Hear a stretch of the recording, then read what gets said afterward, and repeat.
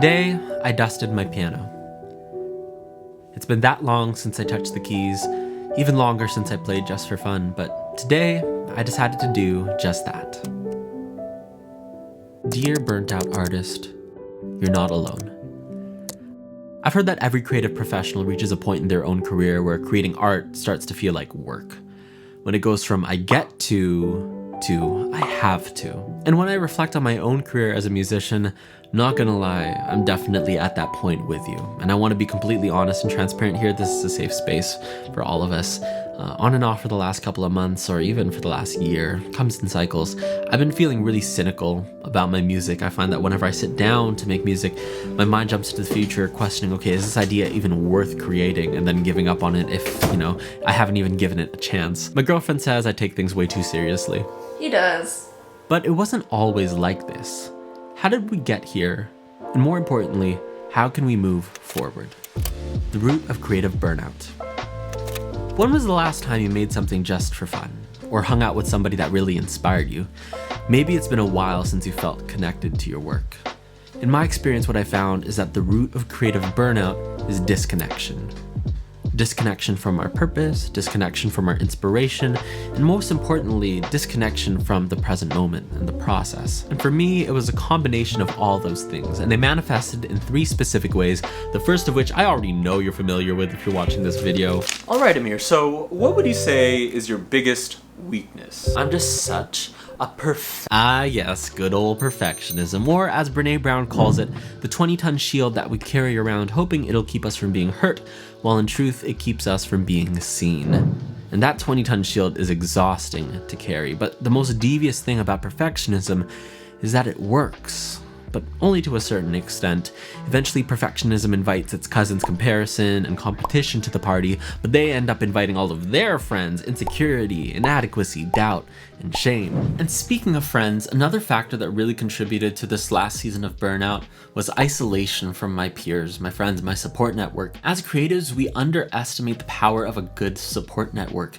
We are byproducts of our environment. Who you surround yourself with is who you become. And I find that for myself, if I'm just sitting in my room alone by myself, I have zero inspiration really. I find inspiration in conversation with other people and hearing what other people are up to and consuming other people's art. That empathy and that connection is something that is so integral and so important to creativity. And when we are lacking that, our work almost becomes like disconnected in a way. Now, there is something to be said for being able to lock yourself in a room and simply focus on your work. But at the same time, too much isolation can be detrimental to our creativity. And all of those things were exacerbated by number 2, the way that I engaged with social media.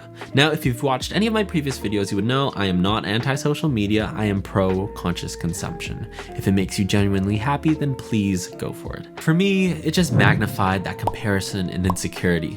I got caught up in a mindset of how do I keep up? How do I stay relevant? How can I be better than all the competition? And if we're thinking from a strictly business perspective, those are very useful questions to ask. But as an artist, that shit's exhausting.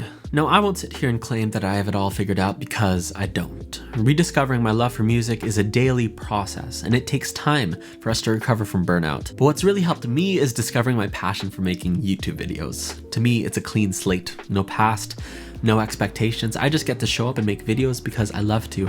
And it's not any easier than making music. If anything, it's a lot harder, but I just love that struggle. I love the struggle of trying to figure out what idea to run with, of shooting and reshooting. This is actually the second take that I've done of this entire video, and staying up late till like 4 a.m. to get that perfect transition. That love for the struggle is a mindset that I'm trying to carry over to my music, and that's really the solution right there. Love for the process, doing it for you, no matter the result. I think my mistake was overvaluing my goals in the first place. I wanted this many followers by this time, I wanted to be stopped on the street and told how much my work inspires people, and I wanted to headline a sold-out show at the Queen Elizabeth Theatre by September 10th, 2035. Basically, I was in love with the result, not the process. I treated the process as a means to get somewhere when instead I should have been honoring it and being fully in it. Because the truth of the matter is, you can't control how many streams you get, you can't control whether people remember your work, hell, you might even die before you headline that show, who knows? At the end of the day, the goal isn't guaranteed, only the struggle is. So which struggle will you choose? If after all this you're still thinking of quitting, that's cool too. You're allowed to change.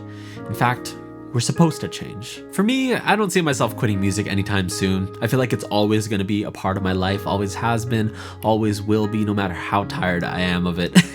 But now I'm trying to approach it from the same place that I make my videos from, and I'm learning what it's like. Well, I'm relearning what it's like to make music simply because I want to.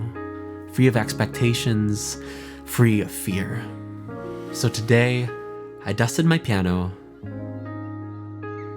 and played for me.